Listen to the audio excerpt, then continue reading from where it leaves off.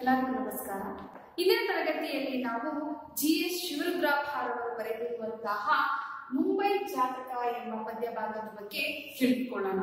ಮೊದಲಿಗೆ ಇವರ ಪರಿಚಯವನ್ನ ನೋಡೋದಾದ್ರೆ, ರಾಷ್ಟ್ರಕವಿ ಎಂದು ಹೆಸರಾಗಿರುವಂತಹ GS ಶಿವರುದ್ರಪ್ಪನವರು 1926ರಲ್ಲಿ ಜನಿಸಿ 2013ರಲ್ಲಿ ಇವರು ಅಸುನೀಗ್ತಾರೆ. ಇವರ ಪೂರ್ಣ ಹೆಸರು ಗುಗ್ಗರಿ ಶಾಂತವೀರಪ್ಪ ಶಿವರುದ್ರಪ್ಪ ಎಂದು. ಶಿವಮೊಗ್ಗ ಜಿಲ್ಲೆಯ ಶಿಕಾರಿಪುರಿ ತಾಲೂಕಿನ ಈಸೂರು ಗ್ರಾಮ ಇವರ ಹುಟ್ಟೂರು. ಮೈಸೂರಿನ ಮಹಾರಾಜ ಕಾಲೇಜು, ಹೈದರಾಬಾದಿನ ಉಸ್ಮಾನಿಯಾ ವಿಶ್ವವಿದ್ಯಾಲಯಗಳಲ್ಲಿ ಪ್ರಾಧ್ಯಾಪಕರಾಗಿ ಸೇವೆ ಸಲ್ಲಿಸಿ ನಂತರ ಬೆಂಗಳೂರು ವಿಶ್ವವಿದ್ಯಾಲಯ ಕನ್ನಡ ಅಧ್ಯಯನ ಕೇಂದ್ರದ ನಿರ್ದೇಶಕರಾಗಿ ನಿವೃತ್ತರಾದರು. ಕುವೆಂಪು ಅವರ ಮಾರ್ಗದರ್ಶನದಲ್ಲಿ ಸಿದ್ಧಪಡಿಸಿದ್ದ ಸೌಂದರ್ಯ ಸಮೀಕ್ಷೆ ಎಂಬ ಸಂಶೋಧನಾ ಪ್ರಬಂಧಕ್ಕೆ PhD ಪದವಿಯನ್ನ ಇವರು ಪಡೆದುಕೊಂಡಿದ್ದಾರೆ. ಕುವೆಂಪುರವರ ಮಾರ್ಗದರ್ಶನದಲ್ಲಿ ಸಿದ್ಧಪಡಿಸಿದಂತಹ ಸೌಂದರ್ಯ ಸಮೀಕ್ಷೆ ಎನ್ನುವಂತಹ ಒಂದು ಸಂಶೋಧನಾ ಪ್ರಬಂಧಕ್ಕೆ ಇವರು PhD ಪದವಿಯನ್ನ ಯಾರು GS ಶಿವರುದ್ರಪ್ಪನವರು ಪಡೆದುಕೊಂಡಿದ್ದಾರೆ.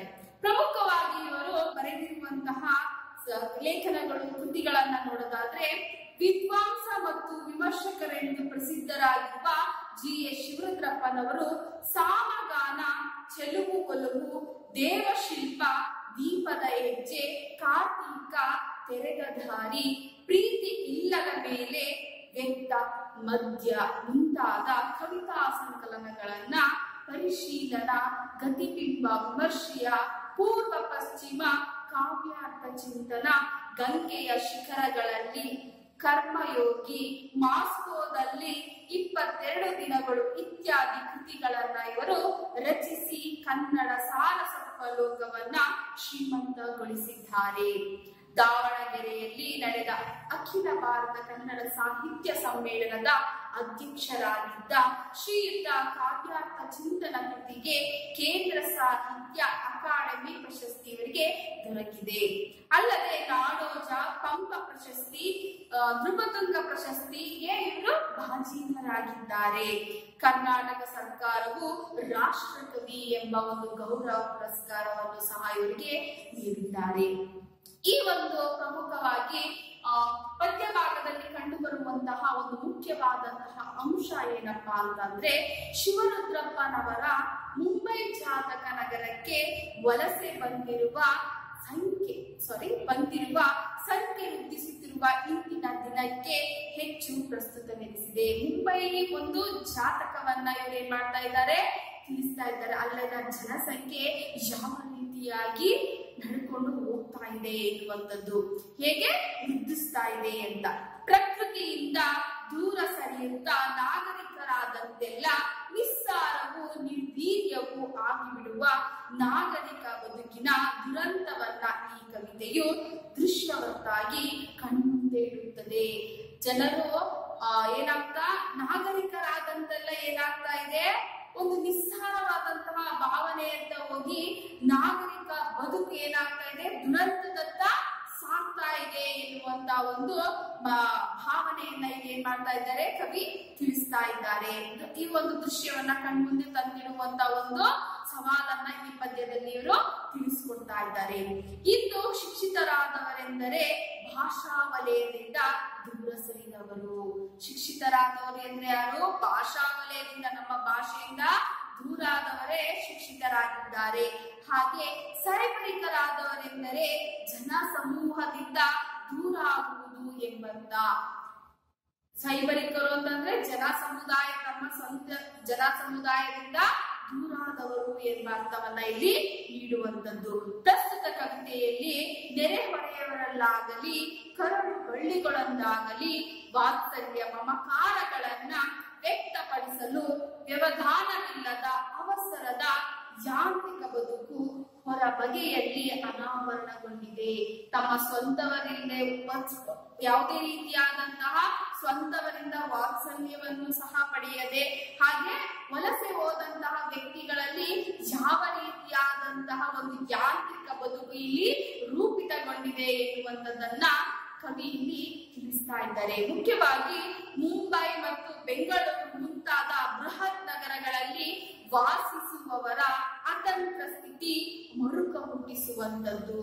ಇಂತಹ ಒಂದು ಬೃಹತ್ತಾದಂತಹ ನಗರಗಳಲ್ಲಿ ಇರುವಂತಹ ಜನರ ಒಂದು ಬದುಕು ಅತಂತ್ರತೆಯನ್ನ, ಯಾವುದೇ ರೀತಿಯಾದಂತಹ ಆಸೆ ಆಕಾಂಕ್ಷೆಗಳಿಲ್ಲದಂತಹ ಒಂದು ಬದುಕನ್ನ ನಡೆಸುವಂತಹ ಬದುಕು ಆಗಿರುತ್ತದೆ ಅಂತ ಇಲ್ಲಿ ತಿಳಿಸ್ತಾ ಇದ್ದಾರೆ. ಇಂತಹ ನಗರಗಳಲ್ಲಿ ಹುಟ್ಟುವ ಮಕ್ಕಳು ಕಣ್ತೆರೆದಾಗ ಕಾಣುವುದು ಅವಸರದಿಂದ ಸರಿಯುವ ವಾಹನಗಳು ಮಾತ್ರ. ಬಾಲ್ಯ ವ್ಯವಸ್ಥೆಯನ್ನ ಹೆತ್ತವರೊಂದಿಗೆ ಒಡ ಹುಟ್ಟಿದವರೊಂದಿಗೆ ಸಮೃದ್ಧಗೊಳಿಸಿಕೊಳ್ಳುವ ಅವಕಾಶದಿಂದ ಈ ಮಕ್ಕಳು ವಂಚಿತರಾದವರು.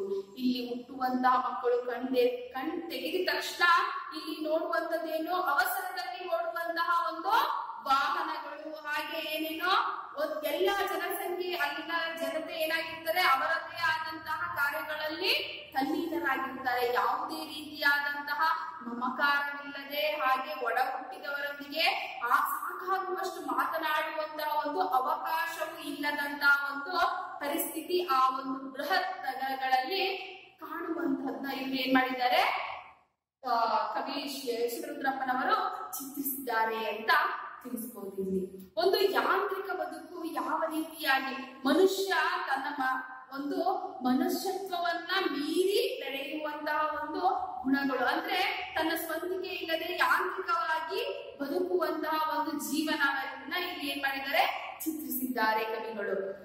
ಪದ್ಯಭಾಗಕ್ಕೆ ಬರೋದಾದ್ರೆ, ಹುಟ್ಟಿದ್ದು ಆಸ್ಪತ್ರೆಯಲ್ಲಿ, ಬೆಳೆದದ್ದು bus, tram, car, taxi, electric ಟ್ರೈನುಗಳಲ್ಲಿ. ಹುಟ್ಟಿದ್ದು ಎಲ್ಲಿ? ಆಸ್ಪತ್ರೆಯಲ್ಲಿ. ಒಂದು ಮಗು ಎಲ್ಲಿ ಜನನವಾಗ್ತೋ ಆಸ್ಪತ್ರೆಯಲ್ಲಿ ಜನಿಸುತ್ತೆ. ಹಾಗಾಗಿ ಹೇಗ್ ಬೆಳೀತು? Bus, tram, car, taxi, electric ಟ್ರೈನುಗಳಲ್ಲಿ. ಆ ಒಂದು ಮಗು ಬೆಳೆದಂತಹ ವಾತಾವರಣ ಹೇಗಿತ್ತು ಅಂತಂದ್ರೆ, ಬಸ್ಸುಗಳು, ಟ್ರಾಮ್ ಕಾರುಗಳು, ಟ್ಯಾಕ್ಸಿ, ಎಲೆಕ್ಟ್ರಿಕ್ ಟ್ರೈನುಗಳ ಒಂದು ನಡುವೆಯಲ್ಲಿ ಅದೇನ್ ಮಾಡ್ತು, ಆ ಮಗು ಬೆಳೆಯುವ ವಾತಾವರಣವನ್ನ ಇಲ್ಲಿ ಏನ್ ಮಾಡ್ತಾ ಇದ್ದಾರೆ ಕವಿ ತಿಳಿಸ್ತಾ ಇದ್ದಾರೆ. ಒಂದು ಪರಿಶುದ್ಧವಾದಂತಹ ವಾತಾವರಣದಲ್ಲಿ ಬೆಳೆದಂತಹ ಮಗುವಿನ ಮನಸ್ಥಿತಿ ಹಾಗೂ ಜನಜಂಗುಳಿ ಮತ್ತೆ ಒಂದು ಬಿಸಿ ಲೈಫ್ ಇರುವಂತಹ ಒಂದು ಜನಗಳ ನಡುವೆ ಬೆಳೆದಂತಹ ಒಂದು ಮಗುವಿನ ಮನಸ್ಥಿತಿಗೆ ಹೋಲಿಸಿದ್ರೆ ಹೆಚ್ಚು ತಾರತಮ್ಯ ಹೊಂದಿರುವುದನ್ನ ನಾವು ಕಾಣಬಹುದು. ಇಲ್ಲಿಯ ಒಂದು ಮಗುವಿನ ಹೆಚ್ಚು ಬೃಹತ್ತಾದಂತಹ ನಗರಗಳಲ್ಲಿ ಇರುವಂತಹ ಒಂದು ಸಮಯದ ವೇಳಾಪಟ್ಟಿ ಹಾಗೂ ಜೀವನದ ಶೈಲಿಯನ್ನ ಇಲ್ಲಿ ತಿಳಿಸ್ತಾ ಇದ್ದಾರೆ. ಆ ಮಗು ಹೇಗ್ ಬೆಳೀತು ಅಂತಂದ್ರೆ, ಸಂಗಡಿಗರು ಅಂದ್ರೆ ಸ್ನೇಹಿತರ ಜೊತೆ ಬೆಳೆಯೋದಕ್ಕಿಂತ ಹೆಚ್ಚಾಗಿ bus, tram, car, taxi, electric ಟ್ರೈನುಗಳ ನಡುವೆ ಏನಾಗ್ತೋ ಅದರ ಒಂದು ಬೆಳವಣಿಗೆ ಸಾಧ್ಯವಾಗ್ತಾ ಇದೆ. ಕುಡಿದದ್ದು ಕಾಣದೆಮ್ಮೆಯ ಕೆಚ್ಚಲು ಕರೆದು ಕಳುಹಿಸಿದ ಬಾಟಲಿಯ ಹಾಲು, ಗ್ರೈಪ್, ಸಿರಪ್, ಹಾರ್ಲಿಕ್ಸ್ ಇತ್ಯಾದಿ. ಆ ಒಂದು ಮಗು ಬೆಳವಣಿಗೆಯಲ್ಲಿ ಕುಡಿದು ಬೆಳೆದಂತಹ ಒಂದು ಸ್ಥಿತಿ ಹೇಗಿತ್ತು ಅಂತಂದ್ರೆ, ಕಾಣದೆಮ್ಮೆಯ ಕೆಚ್ಚಲು ಕರೆದು ಕಳುಹಿಸಿದ ಬಾಟಲಿಯ ಹಾಲು. ಆ ಒಂದು ಎಮ್ಮೆಯನ್ನು ಸಹ ಏನೋ ಆ ಒಂದು ಮಗು ನೋಡಿಲ್ಲ. ಆ ಒಂದು ಎಮ್ಮೆಯೂ ನೋಡದೆ ಇರುವಂತಹ ಹಾಲನ್ನ ಏನ್ ಮಾಡ್ತಾ ಇದ್ದಾರೆ, ಆ ಮಗುವಿಗೆ ನೀಡ್ತಾ ಇದ್ದಾರೆ, ಬಾಟಲಿಯ ಹಾಲನ್ನ ನೀಡ್ತಾ ಇದ್ದಾರೆ. ಹಾಗೆ ಗ್ರೈಪ್ ವಾಟರ್, ಸಿರಪ್ ಮತ್ತೆ ಒಂದು ಶಕ್ತಿಗಾಗಿ ಏನ್ ಮಾಡ್ತಾ ಇದ್ದಾರೆ, ಹಾರ್ಲಿಕ್ಸ್ ಗಳನ್ನ ನೀಡುವಂತಹ ಒಂದು ವ್ಯವಸ್ಥೆಯಲ್ಲಿ ಆ ನಗರಗಳು ಇದೆ. ತಾಯಿಯ ಒಂದು ಸಂಪೂರ್ಣವಾದಂತಹ ಪ್ರೀತಿಯು ದೊರಕದಂತಹ ಒಂದು ಪರಿಸ್ಥಿತಿ ಏನಾಗಿದೆ ಅಲ್ಲಿ ಇದೆ ಎನ್ನುವಂಥದ್ದನ್ನ ಇಲ್ಲಿ ತಿಳಿಸ್ತಾ ಇದ್ದಾರೆ. ಹಾಗೆ ಆ ಮಗು ಏನನ್ನು ಸಹ ಅಲ್ಲಿ ಕಾಣಲಿಕ್ಕೆ ಸಾಧ್ಯವಿಲ್ಲ. ಬರೀ ಆ ಒಂದು ಟ್ಯಾಕ್ಸಿ, ಕಾರು ಮತ್ತೆ ಈ ರೀತಿಯಾದಂತಹ ವ್ಯವಸ್ಥೆಗಳಲ್ಲಿ ಅಧಿಕವಾಗಿ ಕಾಣಬರುವಂತದ್ದು. ಯಾವುದೇ ರೀತಿಯಾದಂತಹ ಪ್ರಾಣಿ ಸಂಕುಲದ ವ್ಯವಸ್ಥೆಯೂ ಸಹ ಕಾಣದಂತಹ ಒಂದು ಸ್ಥಳದಲ್ಲಿ ಉಳಿದಿದೆ ಆ ಮಗು ಅಂತ ತಿಳಿಸ್ತಾ ಇದ್ದಾರೆ.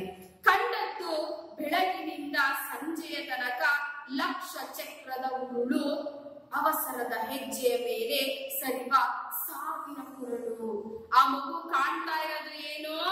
ಬೆಳಗಿನಿಂದ ಸಂಜೆಯವರೆಗೂ ಲಕ್ಷ ಚಕ್ರದ ಉರುಳು, ಲಕ್ಷ ಚಕ್ರಗಳು, ವಾಹನದ ಒಂದು ಓಡಾಟವನ್ನ ಚಕ್ರದ ಓಡಾಟವನ್ನೇ ಆ ಮಗು ಕಾಣ್ತಾ ಇದೆ. ಮತ್ತೆ ಅವಸರದ ಹೆಜ್ಜೆಯ ಮೇಲೆ ಸರಿಯುವ ಸಾವಿರ ಕರುಳು, ಅವಸರವಾಗಿ ಅಲ್ಲಿ ನಡೆದು ಹೋಗುವಂತಹ ಜನತೆಗಳ ನಡಿಗೆಯನ್ನ ಏನ್ ಮಾಡ್ತಾ ಇದೆ, ಕಾಣ್ತಾ ಇದೆ. ಸಾವಿರ ಕರುಳು ಅಂತಂದ್ರೆ ಸಾವಿರಾರು ಜನಸಂಖ್ಯೆಗಳನ್ನ ಹೊಂದಿರುವಂತಹ ಜನರ ನಡಿಗೆಯನ್ನ ಏನ್ ಮಾಡ್ತಾ ಇದೆ, ಆ ಮಗು ಗಮನಿಸ್ತಾ ಇದೆ, ನೋಡ್ತಾ ಇದೆ.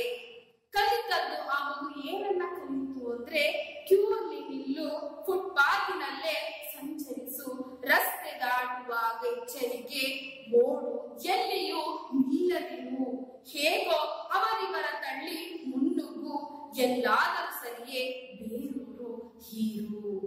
ಏನನ್ನ ಕಲಿತಿದೆ ಅಲ್ಲಿ ಆ ಒಂದು ವಾತಾವರಣದಲ್ಲಿ ಬೆಳೆದಂತಹ ಮಗು ಏನನ್ನ ಕಲಿತಾ ಇದೆ, ಏನ್ ಕಲಿತಿದೆ ಅಂತ ನೋಡೋದಾದ್ರೆ, ಕ್ಯೂ ನಲ್ಲಿ ನಿಲ್ಲು. ಕ್ಯೂ ಅಂತಂದ್ರೆ ಸಾಲು, ಆ ಒಂದು ಸಾಲಿನಲ್ಲಿ ನಿಲ್ಲಿ. ಏನಾದ್ರು ತಗೋಬೇಕು ಅಂದ್ರೆ, ಎಲ್ಗಾದ್ರೂ ಹೋಗ್ಬೇಕು ಅಂದ್ರೆ ಎಲ್ಲದಕ್ಕೂ ಏನ್ ಮಾಡ್ಬೇಕು, ಸಾಲಿನಲ್ಲೇ ನಿಂತು ತಗೋಬೇಕು, ಹೋಗ್ಬೇಕು.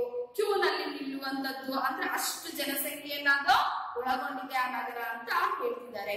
ಕ್ಯೂ ನಲ್ಲಿ ನಿಲ್ಲು, ಫುಟ್ಪಾತಿನಲ್ಲೇ ಸಂಚರಿಸು. ಏನ್ ಮಾಡು, ನೀವು ನಡೆದಾಡುವಾಗ ಫುಟ್ಪಾತಿನಲ್ಲೇ ಪಾದಚಾರಿಗಳು ನಡೆಯುವ ಒಂದು ಜಾಗದಲ್ಲಿಯೇ ನೀನು ನಡೆಯಬೇಕು. ರಸ್ತೆ ದಾಟುವಾಗ ಎಚ್ಚರಿಕೆ ಇರಬೇಕು.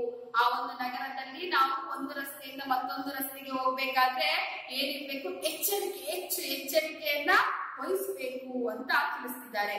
ಓಡು, ಎಲ್ಲಿಯೂ ನಿಲ್ಬೇಡ, ಸುಮ್ಮನೆ ಏನ್ ಮಾಡ್ತಾ ಇರೋ, ಓಡ್ತಾ ಇರು, ನಿಲ್ಲದಿರು, ಎಲ್ಲೂ ನಿಲ್ಬೇಡ. ಅಂದ್ರೆ ಬದುಕಿನಲ್ಲಿ ಆ ಒಂದು ಬೃಹತ್ತಾದಂತಹ ನಗರದಲ್ಲಿ ನಾವು ಜೀವಿಸ್ಬೇಕು ಅಂತಂದ್ರೆ ಬದುಕನ್ನ ನಾವು ನಿಲ್ಲಿಸಬಾರ್ದು. ಅಂದ್ರೆ ಯಾವಾಗ್ಲೂ ಸತತವಾದಂತಹ ಒಂದು ಒಡನಾಟದಲ್ಲಿ ಅಂದ್ರೆ ಓಡಾಟದಲ್ಲಿ ನಾವು ಇರ್ಬೇಕು, ಎಲ್ಲಿಯೂ ಸಹ ನಿಲ್ಬಾರ್ದು. ಎಲ್ಲಾದ್ರೂ ನಿಂತ್ರೆ ಬದುಕನ್ನ ಕಟ್ಟಿಕೊಳ್ಳೋದಕ್ಕೆ ನಮ್ಗೆ ಕಷ್ಟವಾಗುತ್ತೆ, ರೂಪಿಸ್ಕೊಳ್ಳೋದಕ್ಕೆ ಅಂತ ತಿಳಿಸ್ತಿದ್ದಾರೆ. ಎಲ್ಲಿಯೂ ನಿಲ್ಲದಿರು, ಹೇಗೋ ಅವರಿವರ ತಳ್ಳಿ ಮುನ್ನುಗ್ಗು, ಎಲ್ಲಾದರೂ ಸರಿಯೇ ಬೇರೂರು ಹೀರು. ಅವರಿವರನ್ನ ನೀನು ತಳ್ಕೊಂಡೆ ಅಲ್ಲಿ ಹೋಗ್ಬೇಕು. ಜೀವನವನ್ನ ಸಾಗಿಸ್ಬೇಕು ಅಂದ್ರೆ ನೀನು ಯಾವಾಗಲೂ ಮುನ್ನುಗ್ತಾನೆ ಇರ್ಬೇಕು. ಎಲ್ಲಾದರೂ ಸರಿಯೇ ಬೇರೂರು, ಎಲ್ಲಾದರೂ ಸರಿಯೇ ನೀನು ಅಲ್ಲಿ ಜೀವಿಸ್ಬೇಕು, ಅಲ್ಲಿ ಇರ್ಬೇಕು ಅಂತ ತಿಳಿಸ್ತಾ ಇದ್ದಾರೆ. ತಾಯಿಯ ಬಗ್ಗೆ ಏನ್ ಹೇಳ್ತಾ ಇದ್ದಾರೆ, ಸಾವಿರ ಗಾಲಿ ಉರುಳಿ ಹೊರಡುವ ರಸ್ತೆ ಅಂಚಿನಲ್ಲೇ ಕೈ ಹಿಡಿದು ನಡೆಸಿದವಳು, ಇರುವ ಒಂದಿಂಚು ಕೋಣೆಯಲ್ಲೇ ಹೊರಲೋಕವನ್ನ ಪರಿಚಯಿಸಿ ಎಚ್ಚರಿಕೆ ಕೊಟ್ಟವಳು. ತಾಯಿ ಏನ್ ಮಾಡ್ತಾ ಇದ್ದಾಳೆ, ತನ್ನ ಮಗಳಿಗೆ ತನ್ನ ಮಗುವಿಗೆ ಸಾವಿರ ಗಾಲಿ ಉರುಳಿ ಹೋಗುವ ರಸ್ತೆ ಎಂಚಿನಲ್ಲೇ ಕೈ ಹಿಡಿದು ನಡೆಸಿದವಳು. ತನ್ನ ಮಗುವನ್ನ ಸಾವಿರಾರು ಗಾಲಿಗಳು, ಗಾಲಿ ಅಂತಂದ್ರೆ ಚಕ್ರ, ಆ ಚಕ್ರಗಳು ನಡೆಯುವಂತಹ ಒಂದು ಸಾವಿರಾರು ಚಕ್ರಗಳು ಓಡಾಡುವಂತಹ ಜಾಗದಲ್ಲೇ ತನ್ನ ಮಗುವಿನ ಕೈಯನ್ನ ಹಿಡಿದುಕೊಂಡು ಏನ್ ಮಾಡ್ತಾ ಇದ್ದಾಳೆ, ನಡೆದಾಡಿಸಿದವಳು, ಅಲ್ಲೇ ತನ್ನ ನಡಿಗೆಯನ್ನ ಕಲಿಸಿದವಳು. ಇರುವ ಒಂದಿಂಚು ಕೋಣೆಯಲ್ಲೇ ಹೊರಲೋಕವನ್ನ ಪರಿಚಯಿಸಿ ಎಚ್ಚರಿಕೆ ಕೊಟ್ಟಳು. ಅಲ್ಲಿ ಒಂದಿಂಚು ಜಾಗ ಅಂತಂದ್ರೆ ಅಲ್ಲಿನ ಒಂದು ಮನೆಯ ಒಂದು ವಾತಾವರಣಗಳು ಸಹ ಹಾಗೆ ಇರುತ್ತೆ. ಒಂದು ಪುಟ್ಟದಾದಂತಹ ಮನೆಗಳನ್ನ ಅಲ್ಲಿ ಏನ್ ಮಾಡಿರ್ತಾರೆ, ನಿರ್ಮಿಸಿಕೊಂಡಿರ್ತಾರೆ. ಆ ಒಂದು ಪುಟ್ಟದಾದಂತಹ ಮನೆಯೊಳಗೆ ಏನ್ ಮಾಡ್ತಾ ಇದ್ದಾಳೆ, ತನ್ನ ಮಗುವಿಗೆ ಈ ಹೊರಲೋಕದ ಮುಂಬೈಯಲ್ಲಿರುವಂತಹ ಒಂದು ಲೋಕದ ಪರಿಚಯವನ್ನ, ಹೊರಲೋಕದ ಒಂದು ಪರಿಚಯವನ್ನ ಏನ್ ಮಾಡ್ತಾ ಇದ್ದಾಳೆ, ಹೇಳ್ತಾ ತನ್ನ ಎಚ್ಚರಿಕೆಯ ಮಾತುಗಳನ್ನ ತನ್ನ ಮಗುವಿಗೆ ತಿಳಿಸ್ತಾ ಇದ್ದಾಳೆ. ಜೋಪಾನವಾಗಿರ್ಬೇಕು, ಎಚ್ಚರಿಕೆಯಿಂದ ಜೀವನವನ್ನ ನಡೆಸಬೇಕು ಈ ಒಂದು ನಗರದಲ್ಲಿ ಅಂತ ಎಚ್ಚರಿಕೆಯ ಮಾತುಗಳನ್ನ ಏನ್ ಮಾಡ್ತಾ ಇದ್ದಾಳೆ, ಮಗುವಿಗೆ ತಿಳಿಸ್ತಾ ಇದ್ದಾಳೆ. ತಾಯಿ ಆಯ್ತು. ಈಗ ತಂದೆ ಹೇಗೆ ಅಂತಂದ್ರೆ, ಬೆಳಗಿಂದ ಸಂಜೆಯ ತನಕ ಕಣ್ಮರೆಯಾಗಿ ಒಮ್ಮೊಮ್ಮೆ ರಜಾ ದಿನಗಳಲ್ಲಿ ಕಣ್ಣಿಗೆ ಕಂಡು ಕುಳಿತು ಕೆಮ್ಮುವ ಪ್ರಾಣಿ. ತಂದೆಯ ಒಂದು ಪರಿಸ್ಥಿತಿಯಲ್ಲಿ ಹೇಗಾಗಿದೆ ಅಂತಂದ್ರೆ, ಬೆಳಗಿನಿಂದ ಸಂಜೆಯ ತನಕ ಏನ್ ಮಾಡ್ತಾ ಇದ್ದಾನೆ ತಂದೆ, ಕಣ್ಮರೆ ಆಗ್ತಾನೆ. ಅಂದ್ರೆ ತನ್ನ ಒಂದು ದುಡಿಮೆಗೆ ಆತ ಹೋಗ್ತಾನೆ. ತನ್ನ ದುಡಿಮೆಗೆ ಹೋದಂತಹ ಆ ಒಬ್ಬ ತಂದೆ ಮಗುವಿಗೆ ಕಾಣಿಸೋದಿಲ್ಲ. ಬೆಳಗ್ಗೆ ಎದ್ದೋದ್ರೆ ಬರೋದು ಆತ ಸಂಜೆ ಆಗಿರ್ತದೆ. ಬೆಳಗಿಂದ ಸಂಜೆಯ ತನಕ ಕಣ್ಮರೆಯಾಗಿ ಒಮ್ಮೊಮ್ಮೆ ರಜಾ ದಿನಗಳಲ್ಲಿ ಕಣ್ಣಿಗೆ ಕಂಡು ಕುಳಿತು ಕೆಮ್ಮುವ ಪ್ರಾಣಿ. ಅಲ್ಲಿ ತಂದೆ ಬೆಳಿಗ್ಗೆ ಹೋದ್ರೆ ಈ ಸಂಜೆ ಬರೋ ಗಂಟ ಮಗು ಏನಾಗಿರುತ್ತೆ, ಮಲ್ಕೊಂಡ್ಬಿಟ್ಟಿರುತ್ತೆ. ಆ ಒಂದು ಸಮಯದಲ್ಲಿ ಆತನಿಗೆ ಆ ಮಗುವಿಗೆ ಕಾಣುವಂಥದ್ದು ಯಾವಾಗ ಅಂದ್ರೆ ಕೆಲವು ರಜಗಳ ದಿನಗಳಲ್ಲಿ ತಂದೆ ಮನೆಯಲ್ಲಿ ಇರ್ತಾನೆ. ಅದು ಇದ್ರೂ ಸಹ ಏನೋ ಕಣ್ಣಿಗೆ ಕಣ್ಣು ಕುಳಿತು ಕೆಮ್ಮುವಂತಹ ಪ್ರಾಣಿಯಾಗಿರ್ತಾನೆ. ಅಲ್ಲೇ ಎಲ್ಲೋ ಕುತ್ಕೊಂಡು ಸುಮ್ನೆ ಅವನ ಪಾಡಿಗೆ ಆತ ಏನ್ ಮಾಡ್ತಿರ್ತಾನೆ, ಕುತ್ಕೊಂಡಿರ್ತಾನೆ. ತನ್ನ ಪಾಡಿಗೆ ತನ್ನ ಒಂದು ಕಾರ್ಯದಲ್ಲಿ ಆತ ಏನಾಗಿರ್ತಾನೆ, ಪ್ರವೃತ್ತನಾಗಿರ್ತಾನೆ. ಕುಳಿತು ಕೆಮ್ಮುವ ಪ್ರಾಣಿ ಅಂತ ಇಲ್ಲಿ ತಿಳಿಸ್ತಾ ಇದ್ದಾರೆ. ಅಂದ್ರೆ ಅವಾಗ ಕಾಣಿಸ್ಕೊಳ್ಳುವವರು ಅಂತ. ವಿದ್ಯೆ, ಆ ಒಂದು ವಿದ್ಯೆ ಮಗುವಿಗೆ ಏನನ್ನ ಯಾವ ವಿದ್ಯೆಯನ್ನ ಕಲಿಸ್ಕೊಡ್ತು ಅಂತಂದ್ರೆ, ಶಾಲೆ ಕಾಲೇಜುಗಳು ಕಲಿಸಿದ್ದು ದಾರಿ ಬದಿ ನೂರಾರು ಜಾಹೀರಾತುಗಳು ತನಗೆ ದೊರಕಿದ್ದು. ಶಾಲೆ ಕಾಲೇಜುಗಳಲ್ಲಿ ಸ್ವಲ್ಪ ಕಲಿತದ್ದು ವಿನಃ ಇನ್ನು ಮಿಕ್ಕಿದೆಲ್ಲ ದಾರಿ ಬದಿ ನೂರಾರು ಜಾಹೀರಾತುಗಳು ತಲೆಗೆ ತಿರುಗಿದ್ದು. ಓಡಾಡುವಾಗ, ಶಾಲಾ ಕಾಲೇಜಿಗೆ ಓಡಾಡುವಾಗ ಬಸ್ಗಳ ಮೇಲೆ, ಆಟೋಗಳ ಮೇಲೆ, ರೋಡಲ್ಲಿ ಜಾಹೀರಾತುಗಳನ್ನ ಹಾಕಿರ್ತಾರೆ. ಆ ಜಾಹೀರಾತುಗಳನ್ನ ನೋಡಿ ಕಲಿತದ್ದು, ತಲೆಗಳಿಗೆ ಆ ಜಾಹೀರಾತು ಓದಂಥದ್ದು, ಮತ್ತೆ ಮುಖಾಂತರ ಅಂತ ವಿದ್ಯೆಯನ್ನ ಕಲಿತ್ಕೊ ಬಂದಂಥದ್ದು. ಮತ್ತೆ ರೇಡಿಯೋ ಸಿಲೋನ್ ವ್ಯಾಪಾರ ವಿಭಾಗ ಶಿಫಾರಸು ಮಾಡಿದ್ದು. ರೇಡಿಯೋ ಶಿಫಾರಸುಗಳ, ರೇಡಿಯೋ ಒಂದು ಪ್ರಭಾವಗಳ ಮೂಲಕ ಆತ ಏನ್ ಮಾಡ್ದ, ಕಲಿತ್ಕೊಂಡ್ ಬಂದ. ರೇಡಿಯೋದಲ್ಲಿ ಬರುವಂತಹ ವ್ಯಾಪಾರಗಳನ್ನ ಕೇಳಿಸ್ಕೊಳ್ತಾ ಆತ ಏನಾಗ್ತಿದ್ದಾನೆ, ವಿದ್ಯೆಯನ್ನ ಕಲಿತ್ಕೊಳ್ತಾ ಇದ್ದಾನೆ. ಹಾಗೆ ನೀನಾಗಿ ಕಲಿತಿದ್ದು ಬರೀ ಕಡಿಮೆ, ಆತನಾಗಿ ಕಲಿತಿದ್ದು ಏನೋ ಸ್ವಲ್ಪ ಕಡಿಮೆ, ಎಲ್ಲವೂ ಕಡಿಮೆಯಾಗಿದೆ. ಬರೀ ಅಲ್ಲಿ ಇಲ್ಲಿ ನೋಡಿ ಕಲಿತದ್ದೇ ಹೆಚ್ಚಾಗಿದೆ. ಬಸ್ ಸ್ಟ್ಯಾಂಡಿನಲ್ಲಿ ನಿಂತ ಬಣ್ಣಗಳ ಕಡೆಗೆ ಕಣ್ಣಾಡಿಸುವುದೊಂದನ್ನ ಹೊರತು. ಬಸ್ ಸ್ಟ್ಯಾಂಡಿನಲ್ಲಿ ನಿಂತ್ಕೊಂಡ್ರೆ ಬಣ್ಣಗಳು, ಬಣ್ಣ ಅಂತಂದ್ರೆ ಮಕ್ಕಳ ವರ್ಣ, ಈ ಪದ್ಯ ಭಾಗದಲ್ಲಿ ಇಲ್ಲಿ ಹುಡುಗಿಯರು ಎಂಬ ಅರ್ಥವನ್ನ ನೀಡ್ತಾ ಇದೆ. ಈ ಒಂದು ಪದ್ಯ ಭಾಗದಲ್ಲಿ ಬಣ್ಣ ಅಂತಂದ್ರೆ ಹುಡುಗಿಯರು ಎನ್ನುವಂತಹ ಅರ್ಥವನ್ನ ನೀಡ್ತಾ ಇದೆ. ಆಗ ಬಸ್ ಸ್ಟ್ಯಾಂಡಿನಲ್ಲಿ ನಿಂತಾಗ ಅಲ್ಲಿ ಓಡಾಡುವಂತಹ ಬಣ್ಣಗಳ ಕಡೆಗೆ ಕಣ್ಣಾಡಿಸುವುದೊಂದನ್ನ ಆತ ಕಲಿತ್ಕೊಂಡಿದ್ದು. ಇನ್ ಮಿಕ್ಕಿದೆಲ್ಲ ಜಾಹೀರಾತು, ರೇಡಿಯೋ ಮುಖಾಂತರ ಹಾಗೂ ಶಾಲಾ ಕಾಲೇಜುಗಳಲ್ಲಿ ಕಲಿತುವಂಥದ್ದು ವಿನಃ ತಾನಾಗಿ ಕಲಿತುಕೊಂಡಂಥದ್ದು ಬೇರಾವುದೂ ಇಲ್ಲ. ಬಸ್ ಸ್ಟ್ಯಾಂಡಿನಲ್ಲಿ ನಿಂತ್ಕೊಂಡು ಹುಡುಗಿಯ ಕಡೆಗೆ ಕಣ್ಣಾಡಿಸುವುದೊಂದನ್ನು ಬಿಟ್ಟು ಬೇರೆ ಏನೋ ಇಲ್ಲ ಅಂತ ಇಲ್ಲಿ ಅಲ್ಲಿಯ ಒಂದು ಮಕ್ಕಳ ಸ್ಥಿತಿಯನ್ನ ತಿಳಿಸ್ತಾ ಇದ್ದಾರೆ. ಮತ್ತೆ ಜೀವನ, ಅಲ್ಲಿಯ ಜೀವನ ವ್ಯವಸ್ಥೆ ಹೇಗಿದೆ ಅಂತ ನೋಡೋದಾದ್ರೆ, ಈ ಲಕ್ಷದಾರಿಗಳ ಚದುರಂಗದಾಟದಲ್ಲಿ 100 ಬೆಳಕಿನ ಕೆಳಗೆ ಜಾರದೋ ಕೈಗೊಂಬೆಯಾಗಿ ಮುಂದುವರಿಯುವುದು. ಚದುರಂಗದಾಟ ಅಂತಂದ್ರೆ ಮಕ್ಕಳ, ಚದುರಂಗದಾಟ ಬುದ್ಧಿವಂತಿಕೆ ಪ್ರದರ್ಶನದ ಒಂದು ಬಗೆಯ ಆಟ. ಬುದ್ಧಿವಂತಿಕೆ ಪ್ರದರ್ಶನವನ್ನ ಮಾಡುವಂತ ಒಂದು ಬಗೆಯ ಆಟವಾಗಿದೆ. ಬುದ್ಧಿವಂತಿಕೆಯಿಂದ ಅಲ್ಲಿ ಜೀವನವನ್ನ ಏನ್ ಮಾಡ್ಬೇಕು, ನಡೆಸ್ಕೊಂಡು ಹೋಗ್ಬೇಕು ಅಂತ ಇಲ್ಲಿ ತಿಳಿಸ್ತಾ ಇದ್ದಾರೆ. ಈ ಲಕ್ಷದಾರಿಗಳ ಚದುರಂಗದ ಆಟದಲ್ಲಿ 100 ಬೆಳಕಿನ ಕೆಳಗೆ ಜಾರದೋ ಕೈಗೊಂಬೆಯಾಗಿ ಮುಂದುವರಿಯುವುದು. ಸಾವಿರಾರು, ನೂರಾರು, ಲಕ್ಷಾಂತರ ಬೆಳಕಿನ ಕೆಳಗೆ ಏನಾಗ್ಬೇಕು, ನಡ್ಕೊಂಡು ಹೋಗ್ಬೇಕು. ಅಂದ್ರೆ ದಿನ ಉರುಳಿ ಏನಾಗ್ತಾ ಇದೆ, ಮರುದಿನಗಳು ಮರುಕಳಿಸ್ತಾ ಇರುವಾಗ ಯಾರ್ಯಾರದೋ ಕೈಗೊಂಬೆಯಾಗಿ ಇವ್ರು ಏನ್ ಮಾಡ್ಬೇಕು, ಜೀವನವನ್ನ ಸಾಗಿಸ್ತಾ ಹೋಗ್ತಾ ಇದ್ದಾರೆ.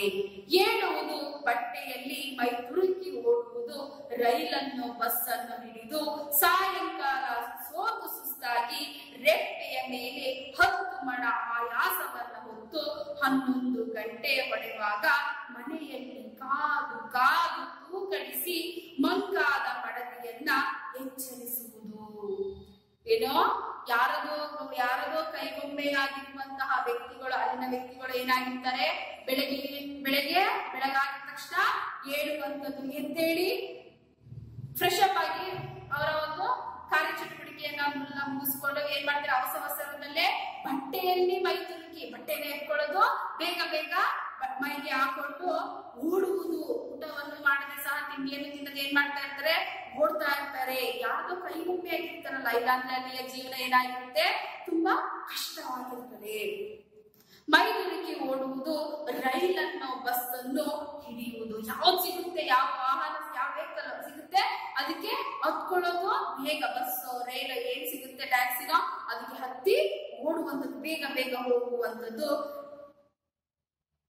ಸಾಯಂಕಾಲ ಸೋತು ಸುಸ್ತಾಗಿ ರೆಪ್ಪೆ ಮೇಲೆ 10 ಮಣ ಆಯಾಸವನ್ನು ಹೊತ್ತು ಸಾಯಂಕಾಲ ಎಲ್ಲ ಕೆಲಸವನ್ನ ಮುಗಿಸ್ಕೊಂಡು ಸುಸ್ತಾಗಿ ಸಾಯಂಕಾಲದವರೆಗೆ ಸುಸ್ತಾಗಿ ಅಷ್ಟು ಕೆಲಸವನ್ನ ಅವರು ನಿರ್ವಹಿಸಿ ಸುಸ್ತಾಗಿ ಸಂಜೆಯ ವೇಳೆಗೆ ಏನ್ ಮಾಡ್ತಾರೆ, ರೆಪ್ಪೆಯ ಮೇಲೆ 10 ಮಣ ಭಾರದ 10 ಮಣ ಆಯಾಸವನ್ನ ಹೊತ್ತು 10 ಮಣ ಅಂತಂದ್ರೆ ಮಣ ಅಂದ್ರೆ ಮಕ್ಕಳ ತೂಕದ ಒಂದು ಪ್ರಮಾಣ, ಅಷ್ಟು ಕಣ್ಣಿನ ಮೇಲೆ ಏನೋ ಅಷ್ಟು ಭಾರವನ್ನ ಅವರು ಇಟ್ಕೊಂಡಿರ್ತಾರೆ, ಅಂದ್ರೆ ಅಷ್ಟು ಸುಸ್ತಾಗಿರ್ತಾರೆ.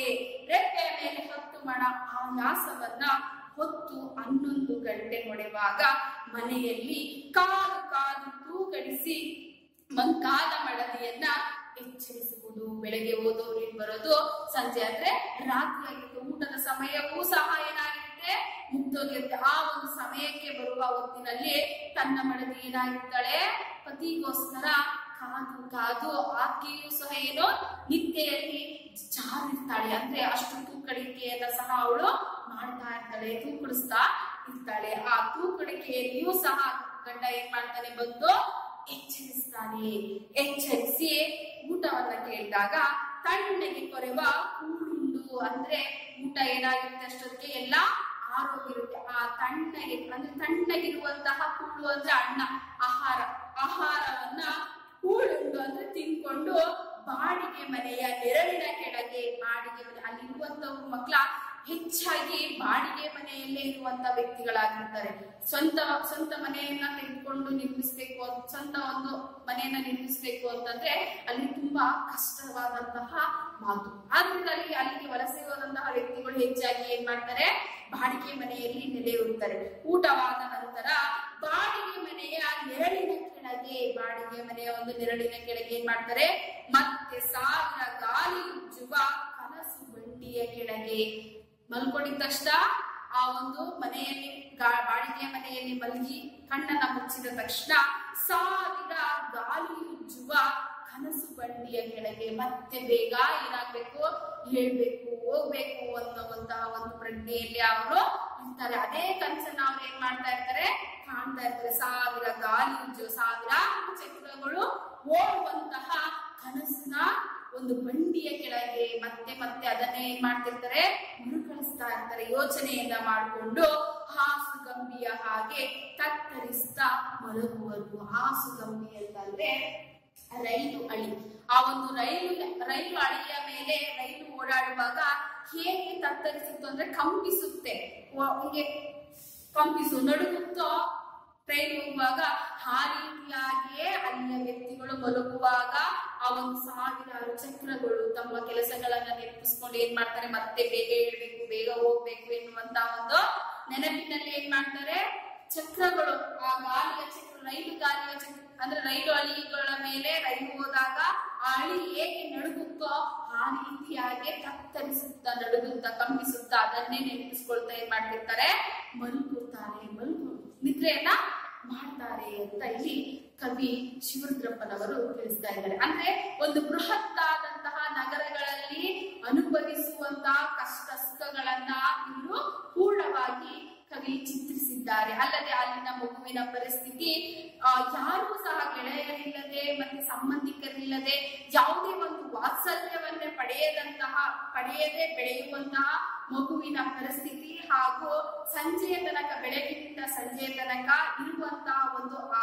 ಒಂದು ಸಮಯದಲ್ಲಿ ಕಳೆಯುವಂತಹ ಒಂದು ಕಾಲವನ್ನ ಇಲ್ಲಿ ಏನ್ ಮಾಡ್ತಾ ಇದ್ದಾರೆ, ಚಿತ್ರಿಸ್ತಾ ಇದ್ದಾರೆ. ತಂದೆಯ ಒಂದು ಪರಿಸ್ಥಿತಿ, ತಾಯಿ ಹೇಗಿರ್ತಾಳೆ, ತನ್ನ ಮಗುವು ಆ ಒಂದು ಜನಸಮೂಹದಲ್ಲಿ ಹೇಗೆ ಜೀವನವನ್ನ ನಡೆಸ್ತಾ ಇರುತ್ತೆ ಎನ್ನುವಂತಹ ಒಂದು ಬಿಂಬತೆಯನ್ನ ಇಲ್ಲಿ ಪ್ರತಿಬಿಂಬಿಸ್ತಾ ಇದ್ದಾರೆ.